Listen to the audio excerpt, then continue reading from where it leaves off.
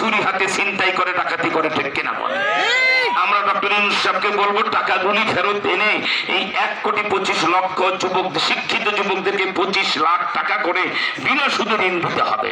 5 বছরে তারা এই টাকা দিয়ে গরুর খামার, মাছের খামার, মুরগির খামার করে স্বাবলম্বী হবে।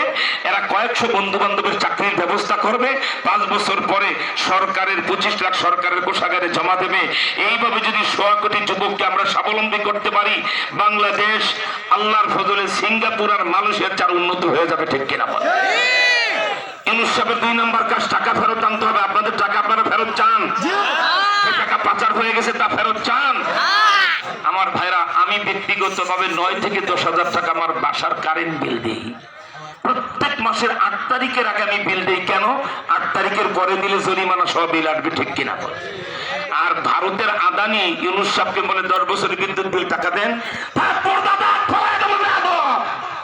যে তোর কাছে বিদ্যুৎ এনেছে তোর মার কাছ থেকে নেই, ঠিক কিনা বলে? আমরা তো প্রতি মাসে বিদ্যুৎ বিল দিয়ে দেই। কেন বিদ্যুৎ বিল দেওয়া হয় না? ইউনূস সাহেবকে বলে 1 টাকা ভারতের কোম্পানিকে দিবেন না, 1 টাকা বিল দিবেন না।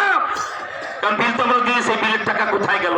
শুধুমাত্র ওই রূপপুর পারমাণবিক বিদ্যুৎ কেন্দ্র থেকে 65,000 কোটি টাকা একটা প্রকল্প থেকে হাসিনা, তার ছেলে জয়, তার মেয়ে ফুতুল, তার বোন রেহানা আর তার বোনের মেয়ে টিউলিপ, এই 5-6 জনে মিলে 65,000 কোটি টাকা একটা প্রকল্প থেকে তারা পাচার করে ফেলেছে। গলায় পারাদা টাকা ফেরত আনতে হবে, ঠিক কিনা বলে? এটা আপনার 2 নম্বর কাজ। 3 নম্বর কাজে আমার সামনে যে যুবকরা বসা, মাদ্রাসার ছাত্র হোক আর কলেজের ছাত্র হোক, যাদের বয়স 25, 26, 30 এর নিচে, 3টা ভোটে তারা ভোটার হয়েছেন, একটা ভোটও তারা দিতে পারে নাই। সকাল 10টায় রহমতুল্লাহ গেছে ভোট কেন্দ্রে। পুলিশ অফিসার বলে, কি রহমতুল্লাহ, কি জন্য আসছো? স্যার ভোট দেবো। বলো তুমি, ভোট না তাহাজ্জুদের সময় হয়ে গেছে, ভোট 10টায় আছে। এই নির্বাচন করছে হাসিনা, ঠিক কিনা জনে বলেন? আমরা ইউনূস সাহেবকে বলবো, আপনার শেষ কাজটা হলো ফ্রি এন্ড ফেয়ার, অবাধ, সুষ্ঠু, নিরপেক্ষ একটা নির্বাচন দিবেন। দাড়ি পাকা বৃদ্ধ, বোরকা পরিহিতা মা সবাই লাইন দিয়ে দাঁড়াবে। ঈদের আনন্দ নিয়ে যুবকেরা, সমস্ত নাগরিকরা ভোটের সিলটা হাতে নিবে, ব্যালট পেপার হাতে নিবে, নিজের প্রিয় দল আর প্রার্থীকে নিজের হাতে ভোটটা দেবে। এমন একটা ভোটের ব্যবস্থা আপনার করতে হবে, ঠিক কিনা? সেই ভোটে যারা নির্বাচিত হবে তাদের হাতে ক্ষমতা দিয়ে আপনি বুক ফুলিয়ে চলে যাবেন।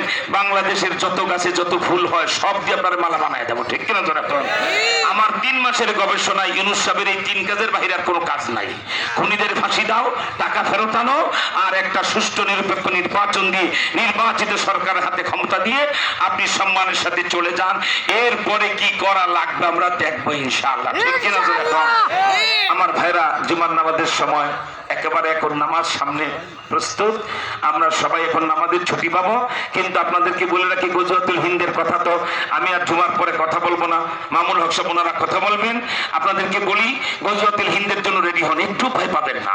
গজওয়াতুল হিন্দের নবীজি 4টা ফজিলত বলেছেন। আমি 10 মিনিটের কথা 1 মিনিটে বলে দেই, জলদি হাতের আঙ্গুল ধরেন। 1 নাম্বার, ইন্ডিয়ার বিরুদ্ধে যারা গজওয়াতুল হিন্দের সৈনিক হবে সবাই বিনা হিসাবে বেহেশতে চলে যাবে।